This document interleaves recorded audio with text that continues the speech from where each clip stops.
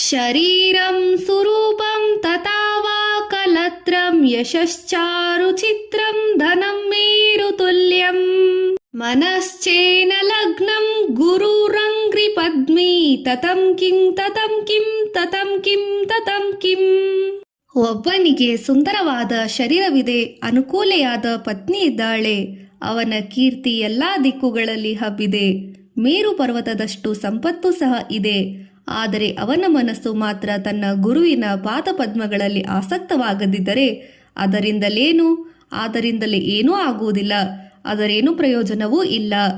ಕಲತ್ರಂ ಧನಂ ಪುತ್ರ ಪೌತ್ರಾದಿ ಸರ್ವಂ ಗೃಹಂ ಬಾಂಧವಂ ಸರ್ವಮೇತದ್ವಿಜಾತಂ ಮನಶ್ಚೇನ ಲಗ್ನಂ ಗುರುರಂಗ್ರಿ ಪದ್ಮೇ ತಥಾ ಕಿಂ ತಥಾ ಕಿಂ ತಥಾ ಕಿಂ ತಥಾ ಕಿಂ. ಒಬ್ಬನಿಗೆ ಸುಂದರಿಯಾದ ಮಡದಿ, ಧನ, ಮಕ್ಕಳು, ಮೊಮ್ಮಕ್ಕಳು, ಮನೆ, ಬಂಧುಗಳು, ಮಿತ್ರರು ಎಲ್ಲವೂ ಇದೆ. ತನ್ನ ಮನಸ್ಸು ತನ್ನ ಗುರುಚರಣಗಳಲ್ಲಿ ಆಸಕ್ತವಾಗಿಲ್ಲವಾದರೆ ಅದರಿಂದೇನೂ ಪ್ರಯೋಜನವಿಲ್ಲ.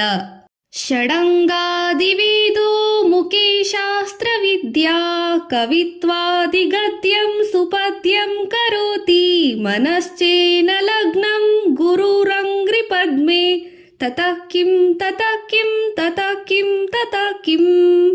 ಒಬ್ಬನು ವೇದಾಂಗಗಳನ್ನೆಲ್ಲ ಓದಿ ಕಂಠಪಾಠ ಮಾಡಿಕೊಂಡಿದ್ದಾನೆ. ಗೀತೆ, ಬ್ರಹ್ಮಸೂತ್ರ, ಭಾಷ್ಯ ಇತ್ಯಾದಿ ಶಾಸ್ತ್ರಗಳನ್ನೆಲ್ಲ ಕರಗತ ಮಾಡಿಕೊಂಡಿದ್ದಾನೆ, ಅಂದರೆ ಹಸ್ತಗತ ಮಾಡಿದ್ದಾನೆ. ಸ್ವತಃ ತಾನೇ ಕವಿತ್ವ, ಕೃತಿ ರಚನೆ, ಗ್ರಂಥ ರಚನೆಗಳನ್ನು ಮಾಡಬಲ್ಲವನಾಗಿದ್ದಾನೆ. ಇಷ್ಟೆಲ್ಲ ಇದ್ದು ತನಗೆ ವಿದ್ಯೆ ಕಲಿಸಿದ ಗುರುವಿನಲ್ಲಿ ಮನಸ್ಸಿಟ್ಟು ನಮಸ್ಕರಿಸದಿದ್ದರೆ ಅದರಿಂದೇನೂ ಪ್ರಯೋಜನವಿಲ್ಲ. ವಿದ್ಯೇಶೇಷು ಮಾನ್ಯಃ ಸ್ವದೇಶೇಷು ಧನ್ಯಃ ಸದಾಚಾರ ವೃತ್ತೇಷು ಮತೋ ನ ಚಾನ್ಯಃ ಮನಶ್ಚೇನ ಲಗ್ನಂ ಗುರುರಂಗ್ರಿ ಪದ್ಮೇ ತತಃ ಕಿಂ ತತಃ ಕಿಂ ತತಃ ಕಿಂ ತತಃ ಕಿಂ. ವಿದೇಶಗಳಲ್ಲಿ ಹೊಗಳಿಕೆ ಪಾತ್ರನಾಗಿ ಸನ್ಮಾನ್ಯನಾಗಿದ್ದಾನೆ, ತನ್ನ ದೇಶದಲ್ಲಿ ಕೀರ್ತಿವಂತನಾಗಿ ಧನ್ಯನಾಗಿದ್ದಾನೆ, ತನ್ನ ಗುಣ ನಡತೆಗಳ ಸಚ್ಚಾರಿತ್ಯದಲ್ಲಿ ಎಲ್ಲರನ್ನೂ ಮೀರಿಸಿದ್ದಾನೆ.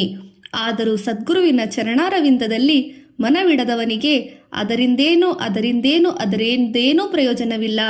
ಕ್ಷಮಾಮಂಡಲೇ ಭೂಪಾಲ ವೃಂದೇ ಸದಾ ಸೇವಿತಂ ಯಸ್ಯ ಪಾದಾರವಿಂದಂ ಮನಶ್ಚೇನ ಲಗ್ನಂ ಗುರುರಂಗ್ರಿ ಪದ್ಮೇ ತತಃ ಕಿಂ ತತಃ ಕಿಂ ತತಃ ಕಿಂ ತತಃ ಕಿಂ. ಭೂಮಂಡಲದಲ್ಲಿ ಚಕ್ರವರ್ತಿಗಳಿಂದ, ರಾಜರಿಂದ ಒಬ್ಬರ ಪಾದಗಳು ಸದಾ ಪೂಜಿಸಲ್ಪಡುತ್ತಿರಬಹುದು. ಆದರೆ ಅವನ ಮನಸ್ಸು ತನ್ನ ಗುರುವಿನ ಪಾದಾರವಿಂದದಲ್ಲಿ ಇಲ್ಲದಿದ್ದರೆ ಅದರಿಂದ ಏನೂ ಪ್ರಯೋಜನವಿಲ್ಲ. ಯಶೋಮಿ ಗತಂ ದೀಕ್ಷು ದಾನ ಪ್ರತಾಪಾತ್ ಜಗತ್ವಸ್ತು ಸರ್ವಂ ಕರೇಯತ್ ಪ್ರಸಾದಾತ್ ಮನಶ್ಚೇನ ಲಗ್ನಂ ಗುರುರಂಗ್ರಿ ಪದ್ಮೇ ತತಃ ಕಿಂ ತತಃ ಕಿಂ ತತಃ ಕಿಂ ತತಃ ಕಿಂ.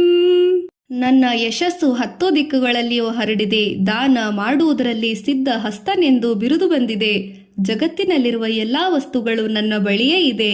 ಇಷ್ಟೆಲ್ಲ ಇದ್ದರೂ ಮನಸ್ಸು ಗುರುವಿನ ಪಾದಾರವಿಂದದಲ್ಲಿ ಇಲ್ಲದಿದ್ದರೆ ಅದರಿಂದೇನೂ ಪ್ರಯೋಜನವಿಲ್ಲ. ಅರಣ್ಯೇನ ವಾ ಸ್ವಸ್ತ್ಯ ಗೇಹೇನ ಕಾರ್ಯೇನ ದೇಹೇ ಮನೋವರ್ತತೆ ಮೇ ತ್ವನರ್ಘೇ ಮನಶ್ಚೇನ ಲಗ್ನಂ ಗುರುರಂಗ್ರಿ ಪದ್ಮೇ ತತಃ ಕಿಂ ತತಃ ಕಿಂ ತತಃ ಕಿಂ ತತಃ ಕಿಂ. ಮನಸ್ಸು ಅರಣ್ಯವನ್ನಾಗಲಿ ಮನೆಯನ್ನಾಗಲಿ ಬಯಸುತ್ತಿಲ್ಲ, ಸ್ವಂತ ದೇಹದ ಕಡೆಗೆ ಕೂಡ ಲಕ್ಷ್ಯವಿಲ್ಲ, ಅನಗ್ರ್ಯವಾದ ವಸ್ತುಗಳನ್ನು ಬಯಸದೆ ವೈರಾಗ್ಯ ತಾಳಿದೆ. ಆದರೂ ಜ್ಞಾನ ನೀಡಿದ ಗುರುವಿನ ಪಾದಾರವಿಂದಗಳಲ್ಲಿ ಮನಸ್ಸಿಲ್ಲದಿದ್ದರೆ ಬರೀ ಇವುಗಳಿಂದ ಏನಾಗುತ್ತದೆ? ಇವುಗಳಿಂದ ಏನೂ ಪ್ರಯೋಜನವಿಲ್ಲ. ಅನಘ್ಯಾರಣಿ ರತ್ನಾನಿ ಭುಕ್ತಾನಿ ಸಂಯಕಃ ಸಮಾಲಿಂಗಿತ ಕಾಮಿನೀಶಾಮಿನೀಷು ಮನಶ್ಚೇನ ಲಗ್ನಂ ಗುರುರಂಗ್ರಿ ಪದ್ಮೇ ತತಃ ಕಿಂ ತತಃ ಕಿಂ ತತಃ ಕಿಂ ತತಃ ಕಿಂ. ಅಮೂಲ್ಯವಾದ ಮುತ್ತು ರತ್ನ ವಜ್ರ ವೈಡೂರ್ಯಗಳನ್ನು ಧರಿಸಿದ್ದಾಯಿತು. ಸ್ತ್ರೀ ಸುಖ ರಾತ್ರಿಗಳಲ್ಲಿ ಅನುಭವಿಸಿದ್ದಾಯಿತು. ಆದರೂ ಕೂಡ ಮನಸ್ಸು ಗುರುವಿನ ಪಾದಪದ್ಮಗಳಲ್ಲಿ ಪಾದಾರವಿಂದಗಳಲ್ಲಿ ಒಂದಾಗದಿದ್ದರೆ ಏನು ಮಾಡಿದಂತಾಯಿತು? ಇದರಿಂದೇನೂ ಪ್ರಯೋಜನವಿಲ್ಲ. ಗುರುರೋಷ್ಟಕಂ ಯಾ ಪಠೇತ್ ಪಾಣ್ಯದೇಹಿ ಯತಿರ್ಭೂಪತಿ ಬ್ರಹ್ಮಚಾರಿ ಚ ಗೇಹಿ ಲಭೇತ್ವಾ ಚಿತ್ತಾರ್ಥ ಪದ್ಮಂ ಬ್ರಹ್ಮ ಸಂಜ್ಞಂ ಗುರುರೋಕ್ತ್ಯವಾಕ್ತೆ ಮನೋ ಯಸ್ಯ ಲಗ್ನಂ. ಯಾವ ಪುಣ್ಯವಂತನು ಭಕ್ತಿ ಶ್ರದ್ಧೆಯಿಂದ ಸದ್ಗುರುವಿನ ಉಪದೇಶದಲ್ಲಿ ಸದಾ ಮನಸ್ಸನ್ನಿಟ್ಟು ಈ ಗುರುವಾಷ್ಟಕವನ್ನು ಪಠಿಸುತ್ತಾನೋ ಅವನು ಯತಿಯಾಗಲಿ ಮಹಾರಾಜನೇ ಆಗಲಿ ಇಲ್ಲವೇ ಬ್ರಹ್ಮಚಾರಿಯಾಗಲಿ ಅಥವಾ ಗೃಹಸ್ಥನಾಗಲಿ ಅಂತಹ ವ್ಯಕ್ತಿಯು ಸಕಲ ಇಷ್ಟಾರ್ಥಗಳನ್ನು ಪಡೆಯುವುದರೊಂದಿಗೆ ಮೋಕ್ಷವನ್ನು ಸಹ ಹೊಂದುತ್ತಾನೆ. ಗುರುಭಕ್ತಿ ಸ್ತೋತ್ರಂ. ಪ್ರತಿಯೊಬ್ಬ ಮನುಷ್ಯನ ಪರಮೋದ್ದೇಶ ಶಾಶ್ವತವಾದ ಆನಂದವನ್ನು ಹೊಂದುವುದು. ತನ್ನ ಈ ಉದ್ದೇಶವನ್ನು ಪೂರೈಸಿಕೊಳ್ಳಲು ಮನುಷ್ಯನಾದವನು ಪ್ರತಿದಿನ ಹಲವಾರು ಮಾರ್ಗಗಳಲ್ಲಿ ತಡಕಾಡುತ್ತಿರುತ್ತಾನೆ. ವಿದ್ಯೆಯಿಂದ, ಸಂಪತ್ತಿನಿಂದ, ಕೀರ್ತಿಯಿಂದ ಅಥವಾ ಇನ್ನಾವುದೋ ರೀತಿಯಲ್ಲಿ ಪರಮಸುಖವನ್ನು ಹೊಂದಬಹುದೆಂದು ಭಾವಿಸುತ್ತಾನೆ. ಆದರೆ ಆತ್ಮಜ್ಞಾನವನ್ನು ಪಡೆದು ಸಂಸಾರದಿಂದ ಬಿಡುಗಡೆಯನ್ನು ಹೊಂದುವುದೇ ನಿಜವಾದ ಆನಂದಕ್ಕೆ ಕಾರಣ. ಇದು ಕೇವಲ ಶಾಸ್ತ್ರಗಳ ಅಧ್ಯಯನದಿಂದ ಅಥವಾ ಕೀರ್ತಿಯಿಂದ ಲಭಿಸುವುದಿಲ್ಲ.